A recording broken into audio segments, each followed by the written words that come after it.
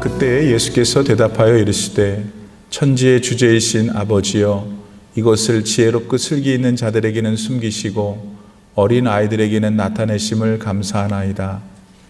옳소이다. 이렇게 된 것이 아버지의 뜻이니이다.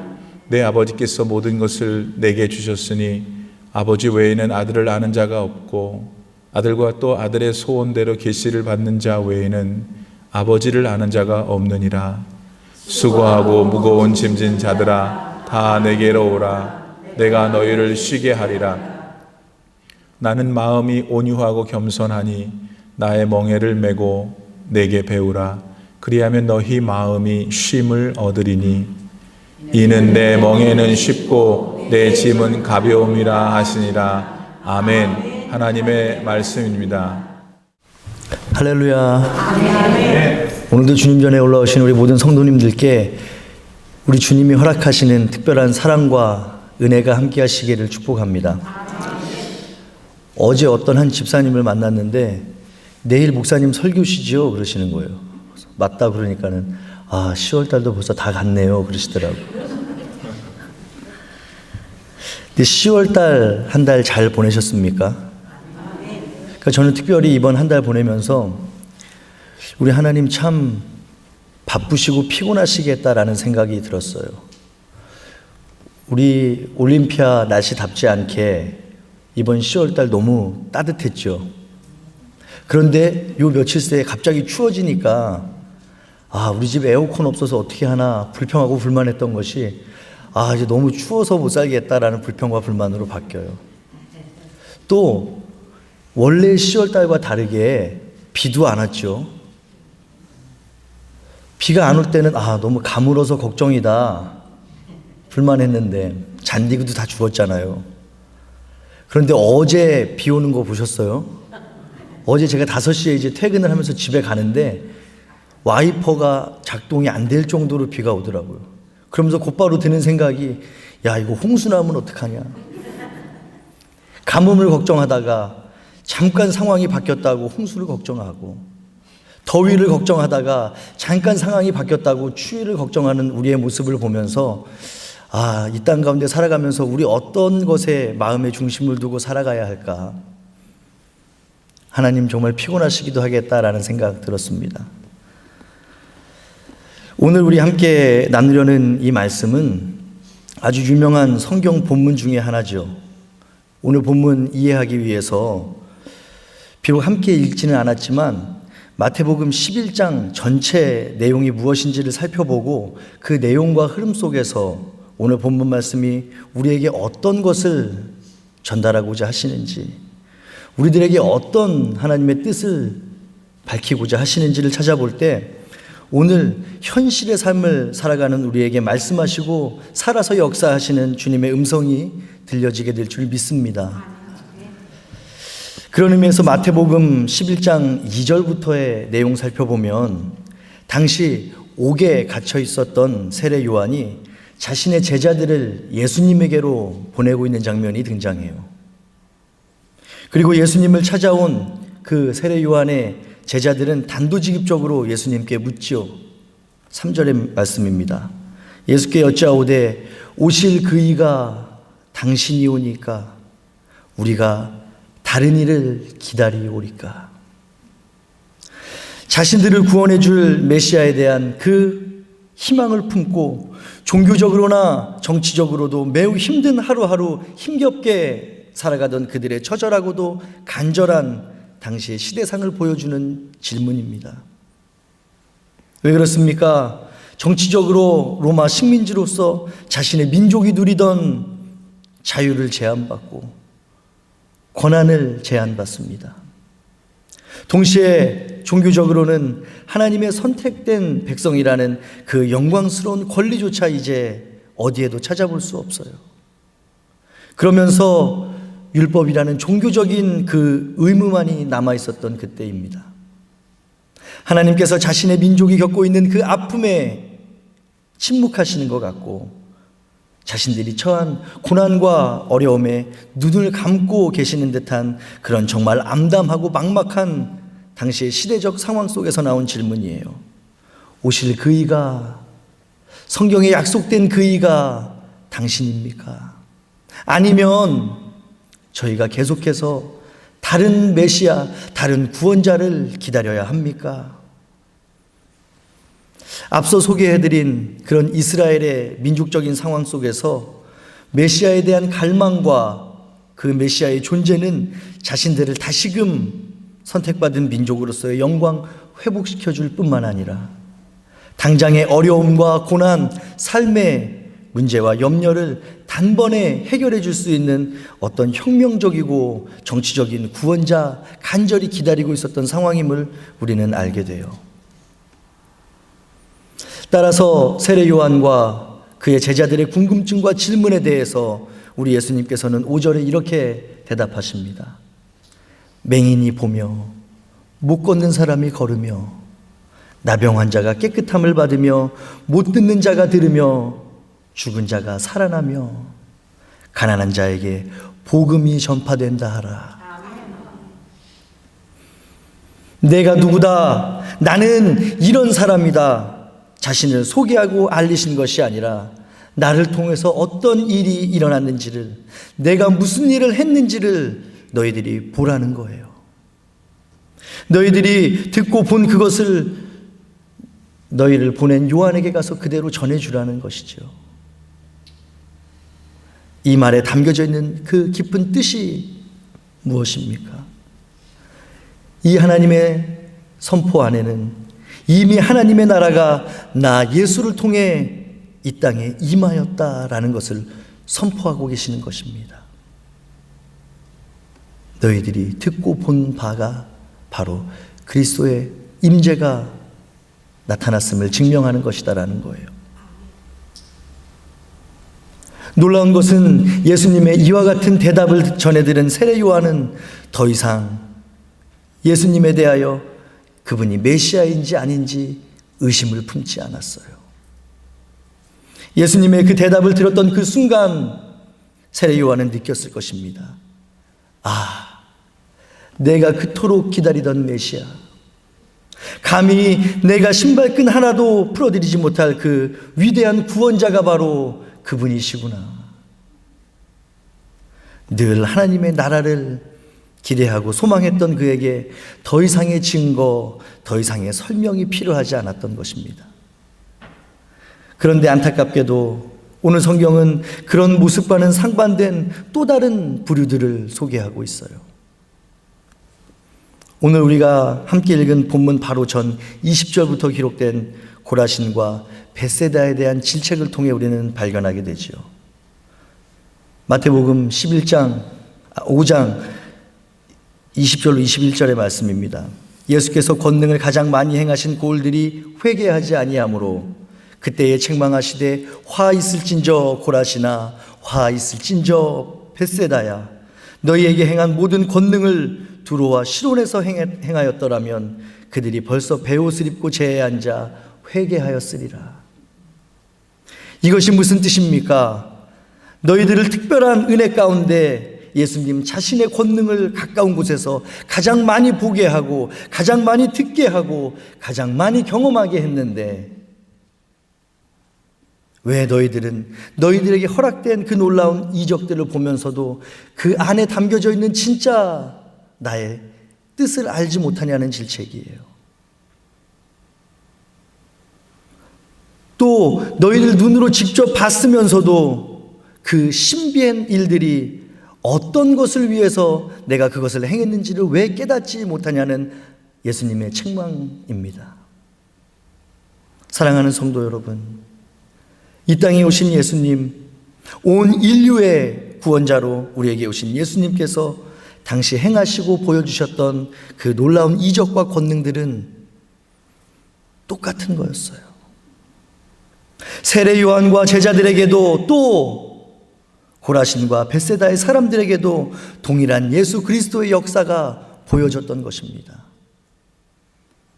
그런데 이 아침 우리가 주목해야 할 것은 주님 나타내셨던 수많은 기적들 통해서 병이 나았는지 낫지 않았는지, 또 그 문제가 해결되었는지 아니면 해결되지 않았는지와 같은 눈에 보이는 현상들 동일했지만 그 신비와 기적들을 통해서 이루어진 본질적인 해결의 내용, 그리고 깨달음과 결단의 내용은 완벽하게 다른 두 가지 모습으로 나타났다는 거예요.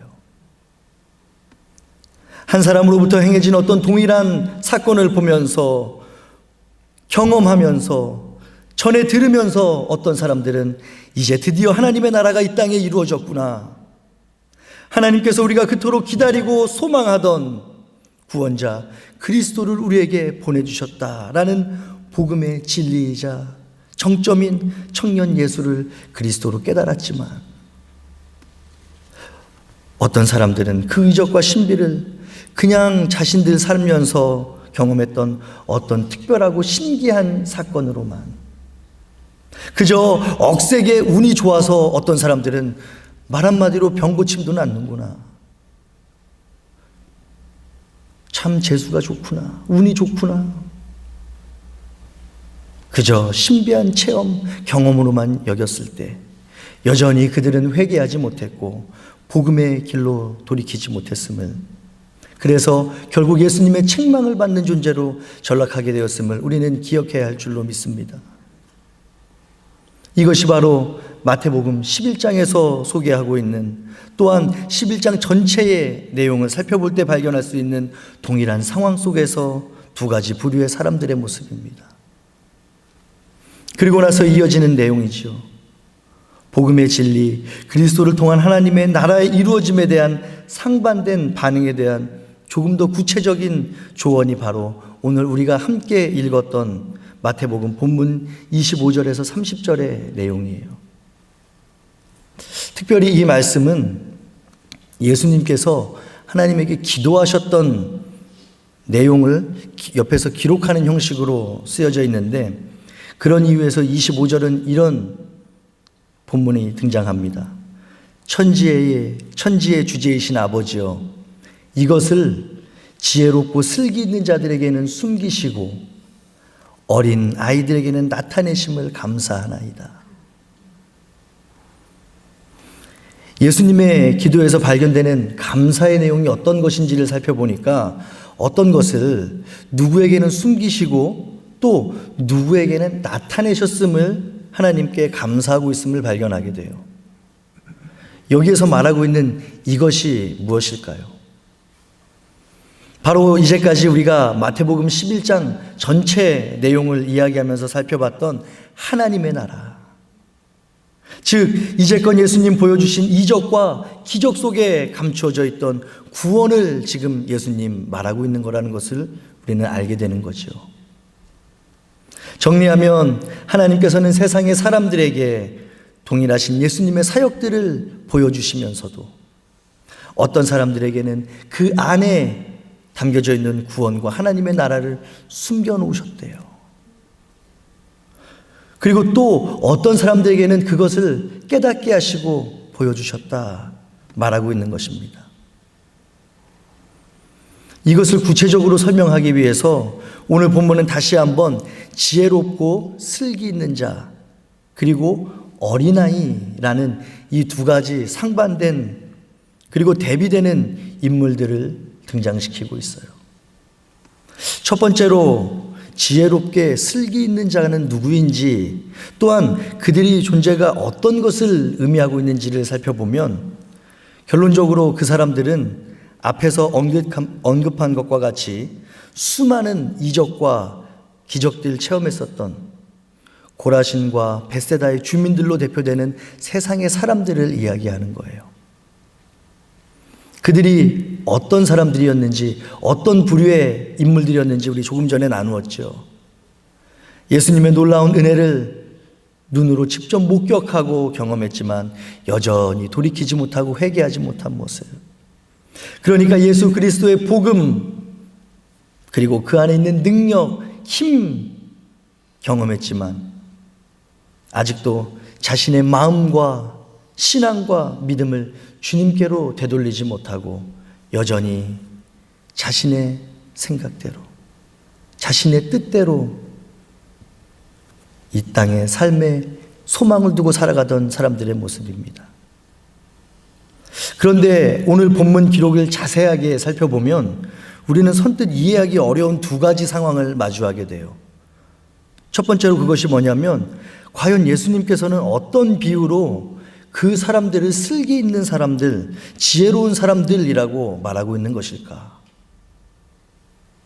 그리고 나머지 한 가지 의문점은 그렇다면 도대체 왜 그 슬기롭고 지혜로운 사람들은 예수님의 놀라운 기적을 직접 경험하면서도 직접 봤으면서도 자신들의 죄를 회개하지 못하고 주님께로 돌아오지 못하고 결국 예수님으로부터 저주와 같은 이 책망을 들어야만 했을까?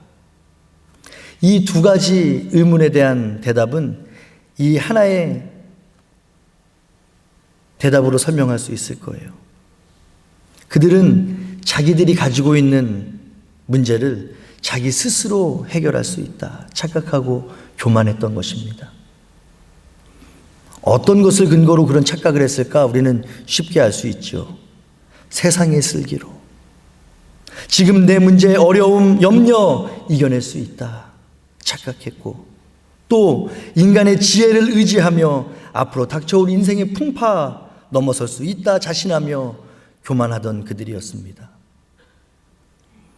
그런 그들을 향해서 예수님은 오늘 본문에서 너희들은 세상에 슬기롭고 지혜 있는 자들이라고 칭찬의 말씀이 아닌 안타까움과 책망의 말씀을 하고 계시는 거예요. 그런데 이 말씀을 묵상하면서 문득 저의 마음을 무겁게 하는 한 가지 질문이 떠올랐습니다. 주님 주시는 믿음의 슬기와 지혜가 아니라 세상의 슬기와 지혜로 살아가는 그 어리석은 모습과 시도가 비단 그들에게서만 발견되는 것인가? 오늘날 지금 당장 나의 현실의 모습을 되돌아볼 때 어떻습니까? 어떤 문제와 염려 가운데 아주 조금이라도 해결할 수 있는 실마리가 보이면, 자신이 생기면 기도보다는 나의 지식과 나의 경험과 나의 능력에 빗대어 그 문제를 해결해 보려는 시도 없었는지요? 오늘 우리가 주님의 말씀을 나누면서 어리석고 불쌍한 사람들이라고, 믿음이 없는 불의한 사람들이라고 정죄하며 손가락질하는 고라신과 벳세다의 사람들 모습이 주님의 일하심을 날마다의 삶 속에 고대하고 소망하며 묵묵히 잠잠히 기다리는 것이 아니라 지금 당장 내 눈앞에 펼쳐지고 내 눈앞에 벌어지는 이 삶의 수많은 현실 가운데 마음을 빼앗겨 때로는 주님을 원망하고 주님의 마음을 아프게 하는 나의 모습은 아닌가? 우리 삶을 점검하고 우리의 믿음을 결단해 볼 수 있는 은혜가 이 시간 오늘 우리 모두에게 있기를 주님의 이름으로 축복합니다. 그렇다면 두 번째로 오늘 본문에서 말하는 어린아이는 누구를 말하고 있는 것인가? 물론 너무 당연하게도 신체적으로 어린이들만 들어올 수 있다는 것은 아닐 거예요. 그죠? 그러면 어린아이 하면 떠오르는 가장 대표적인 특징이 어떤 것이 있습니까? 순수함, 맞아요. 어린아이 모두가 가지고 있는 그 특징은 자신의 능력보다 부모를 절대적으로 의지하는 순수한 믿음을 가진다는 것입니다. 저는 그 전에는 그런 순수한 모습이 저에게도 있었다 생각을 하지 못했는데, 있었을지도 모르겠다라고 생각했던 사건이 있어요. 이제 벌써 우리 나라가 꽤 많이 컸죠. 벌써 제 가슴까지 키가 와요. 지금은 모르겠어요. 어렸을 때 놀이터에서 놀고 있는 것을 제가 보고 그곳으로 갑니다. 그러면 나라가 어느 높은 곳에 있든지 어디에 있든지 제가 나라에게 손을 딱 펼치면 나라가 어떻게 할까요? 뛰어와서 안기죠. 높은 곳에 있어도 거기서 그냥 막 뛰어내렸어요. 우리 아빠가 허리가 좀 시원찮은데 내가 지금 아빠한테 뛰어들었을 때 나를 못 받는 것은 아닐까 하는 의심 전혀 없어요. 그렇죠? 아버지가 손을 내미니 그저 그 품 안에 뛰어드는 것. 절대적으로 아빠를 신뢰하고 믿는 순수한 믿음의 모습입니다.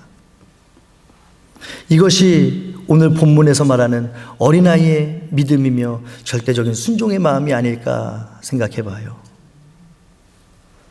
자신의 힘과 자신의 지식과 자신의 처해져 있는 현실과 상황 앞세우기보다는 절대적인 권능자, 나를 창조하시고 오늘까지 나를 이끄신 하나님을 믿고 순종하는 그 순수한 믿음, 그 어린아이와 같은 믿음을 소유한 사람이 바로 저와 우리 성도님이 된 줄로 믿습니다.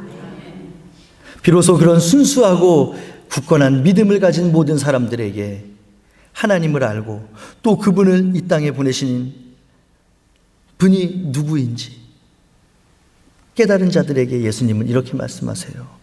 수고하고 무거운 짐진 자들아, 다 내게로 오라. 내가 너희를 쉬게 하겠다. 오늘 본문을 자세하게 읽었던 사람들은 한 가지 의문점이 들지도 몰라요. 주님은 왜 우리의 수고를 없게 하신다 말씀하지 않으실까? 그럴 능력이 없으신 것이 아닐 텐데 왜 너희의 수고를 없애줄 거야 라고 약속하지 않으시지? 라는 의문 들으신 적 있으신가요? 그 의미는 바로 우리가 가지고 있는 걱정과 문제는 여전히 존재한다는 것을 의미하기도 해요. 솔직히 우리를 힘들게 하고 우리를 아프게 하는 문제가 내 눈앞에서 지금 당장 없어지지 않았는데, 해결되지 않았는데 어떻게 평안을 말할 수 있고 어떻게 쉼을 약속해 주실 수 있을까? 의심이 들고 의문이 들지 않으신지요? 놀랍게도 여기서 우리는 이 예수님의 따뜻한 음성을 통해서 위대한 하나님의 사랑과 말로 다 할 수 없는 은혜를 다시 한번 발견하게 돼요. 29절에 보니까 너의 멍에를 메라 말씀하시는 것이 아니라 나의 멍에, 예수님 자신의 멍에를 너희가 메라 명령하세요. 네, 그렇습니까? 저와 우리 성도님들은 죄인이기 때문에 우리 어깨에 짊어져 있는 멍에는 없어질 수가 없어요. 없어지지 않는 거예요. 그렇기에 아무리 우리가 성도로서 이 땅을 살아간다 하더라도 여전히 우리에게 세상의 안위 그리고 근심과 걱정, 두려움이 존재하는 이유이기도 합니다. 계속해서 여기저기서 크고 작은 문제가 터져 나옵니다. 도저히 내 힘으로는 해결할 수 없을 것 같은 감당치 못할 문제들이 닥쳐와요. 밤에 잠을 도저히 이루지 못할 그런 염려들이 저와 우리 성도님들 가운데 존재합니다. 그런데 주님께서는 그런 세상의 멍에들, 결국은 헛되고 시간이 지나면 썩어 없어질 그런 무겁고 평안없는 멍에, 너희들 그 멍에를 지는 것이 아니라 가치 있는 멍에를 지라 말씀하시는 거예요. 영광의 예수님, 모든 것을 이기신 나의 멍에 대신 너희들이 매라는 거예요. 그러면서 더 위로가 되는 것이 무엇인지 아십니까? 너 혼자 그 멍에를 지고 가라 말씀하시는 것이 아니라 나와 함께 그 멍에를 같이 매자는 것입니다. 주님의 놀라운 사역 안으로, 주님의 놀라운 구원의 역사 안으로 우리를 초대하고 계시는 거예요. 내가 할 것이니 너희는 보기만 해라 하는 것이 아니라 내가 할 위대한 일들을 나와 함께 이루어가자. 주님께서 놀라운 초청을 하고 계시는 것이지요. 그러니까 우리가 지고 있는 인생의 무게가 변함이 없고 나의 환경 또한 변함없지만 나의 고통의 현장 속에서 나와 함께 아파하며 눈물 흘리며 나와 동행하시는 예수님, 그 그리스도 되신 구원자를 우리 삶 속에서 만난다면 더 이상 우리 삶의 힘듦과 염려, 고난은 절망으로 끝나지 않을 것을 확신합니다. 놀라운 역전을 경험할 수 있는 위대한 기회가 됨을 다시 한번 고백하게 되는 것이지요. 지금 내 주변에 아무도 없는 것 같은 칠흑 같은 어둠 속에서 끊임없이 나를 위해 기도하시며 나를 떠나시지 않으시는 그 예수님 만날 때 그곳이 어디든지 그 상황이 어떠하든지 그곳은 고통의 현장이 아니라 오히려 기쁨의 장소가 된다는 사실, 주님을 찬양하고 주님께 감사를 올려드리는 귀한 복음의 시작이 된다는 사실을 기억하시기를 바랍니다. 그렇게 주님은 오늘도 우리를 향해서 수고하고 무거운 짐진 자들아 다 내게로 오라, 내가 너희를 쉬게 할 거야 말씀하시며 약속해 주시는 것이지요. 말씀을 정리하면서 오늘 우리에게 주어진 마태복음 11장 본문 통해서 다시 한번 우리 삶 돌아보고 결단하기를 원해요. 사실 이 자리에 계신 우리 권사님들 그리고 집사님들처럼 아주 오랜 시간 주님의 자녀라는 그 영광스러운 신분, 새로운 사명 가지고 최선 다해서 충성되게 살아왔다 하더라도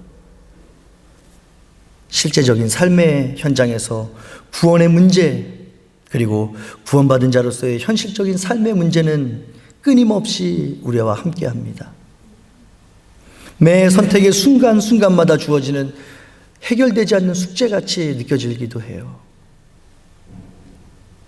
그러면서도 우리는 구원받은 자로서 누리는 은혜의 삶이 무엇인지 너무나도 잘 알고 있습니다.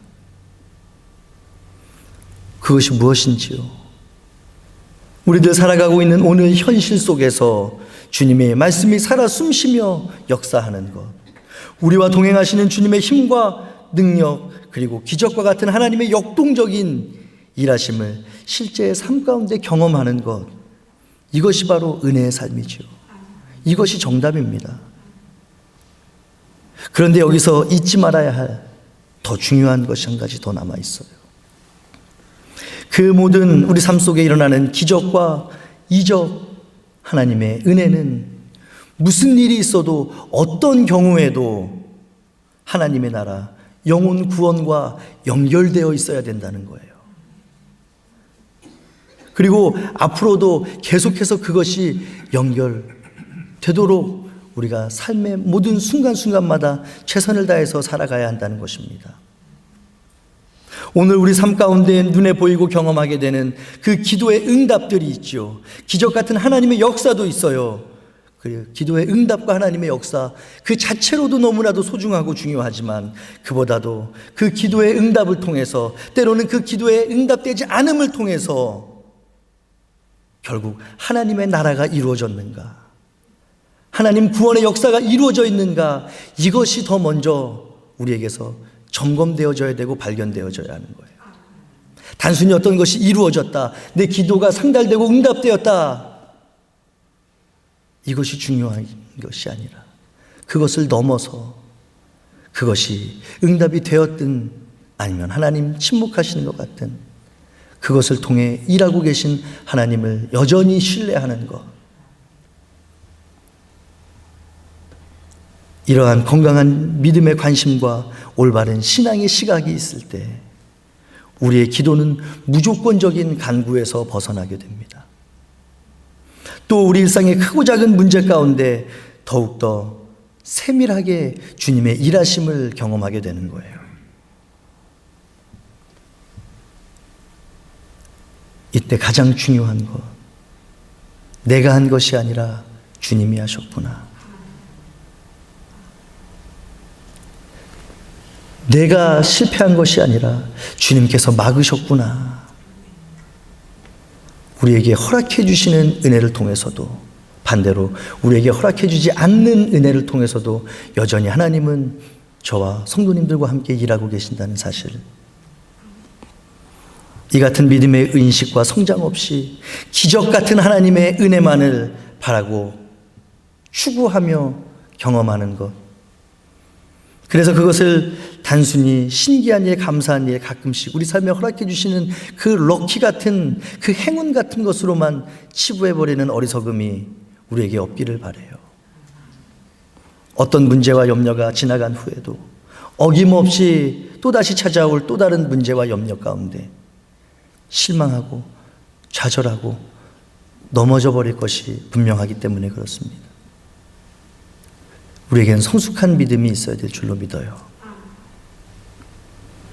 하나님의 나라가 나의 기도를 통해서, 나의 삶의 모습을 통해서 어떻게 나타나셨는지를 확인하는 인생, 그 구원의 힘과 능력이 지금 나와 함께하고 있음을 고백하는 인생이 되기를 주님의 이름으로 축복합니다.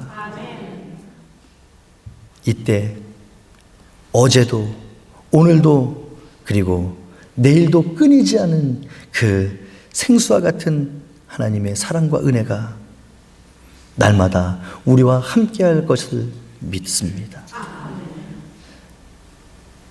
비로소 그때 내가 주께 대하여 귀로 듣기만 하였사온데 이제는 눈으로 주를 배웁니다 고백했던 욥의 고백이 저와 우리 성도님들의 고백이 될 줄로 믿어요. 사랑하는 성도 여러분, 지난 한 달이 그러했던 것처럼 새롭게 우리들 맞이하게 될 11월 한 달 역시 우리에게 세상의 사람들과 동일한 아픔, 고통, 경제적인 어려움 또는 자녀와 건강의 염려 같은 견디기 힘든 무언가가 우리를 기다리고 있을지도 몰라요. 아니요, 높은 확률로 여전히 그것들은 우리를 힘들게 할 거예요. 바라기는 그때마다 오늘 이 아침 우리에게 허락해 주신 마태복음 11장 말씀이 떠오르게 되시기를 주님의 이름으로 축복합니다. 오늘 본문에서 예수님 질책하고 책망하시는 세상에 지혜 있는 자의 모습, 삶의 매 순간 닥치는 현실의 문제와 걱정 그리고 염려 가운데 내 생각, 내 판단, 내 능력으로 해결해 보려는 그 어리석음으로 살아가는 것이 아니라 어린아이와 같이 모든 것을 주님께 내려놓고 맡겨드리며 예수님 그러하셨던 것과 같이 묵묵하게 주의 길, 전적인 믿음과 순종과 소망의 길 걸어가는 저와 우리 성도님들이 되시기를 주님의 이름으로 소망합니다. 바로 그때 그 길에서 나와 동행하시는 예수 그리스도 만나게 될 거예요. 그 가운데 말할 수 없는 놀라운 은혜, 수고하고 무거운 짐진 우리들을 불러주시고 진정한 쉼을 허락해 주시는 주님의 은혜와 평강을 경험하게 될 줄 믿습니다. 기도하겠습니다. 사랑의 하나님, 오늘도 변함없이 우리를 사랑하시고 천국의 비밀을 깨달은 자로 주님의 구별된 자녀로 이 땅 살아가게 하시니 감사합니다. 오늘 우리에게 허락해 주신 주님의 말씀 가지고 성전 나설 때에 우리들 각자 인생의 여정 가운데 만나게 되는 크고 작은 문제와 염려, 그 어려움들 가운데 세상에 지혜 있는 자의 모습으로 살아가지 않을 수 있도록 우리의 마음과 믿음을 붙잡아 주시옵소서. 또한 우리들 바라며 간구하는 모든 기도의 응답과 놀랍고 경이로운 하나님의 역사하심을 날마다 경험하는 은혜와 복을 허락하여 주시옵소서. 모든 감사와 영광 온전히 주님께 올려드리며 이 모든 말씀 우리 주 예수 그리스도의 거룩하신 이름으로 기도드렸습니다. 아멘.